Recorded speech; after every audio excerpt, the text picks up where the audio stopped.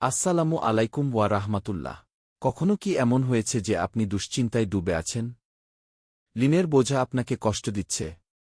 আজ আমি আপনাকে এমন একটি দোয়া শিখাব, যা পড়লে ইনশাআল্লাহ আল্লাহ আপনার দুশ্চিন্তা দূর করবেন এবং ঋণমুক্ত করবেন।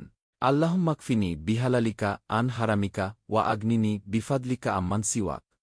এই দোয়ার অর্থ হল, হে আল্লাহ, তুমি আমাকে তোমার হালাল দিয়ে হারাম থেকে বাঁচাও এবং তোমার অনুগ্রহে অন্যের মুখাপেক্ষী হওয়া থেকে মুক্ত করো।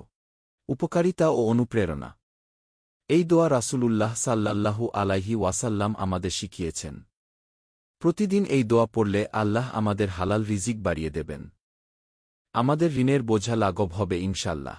শেষ কথা, প্রতিদিন অন্তত ৩ বার এই দোয়াটি পড়ুন এবং আল্লাহর ওপর ভরসা রাখুন। ইনশাআল্লাহ আপনার সকল দুশ্চিন্তা দূর হয়ে যাবে।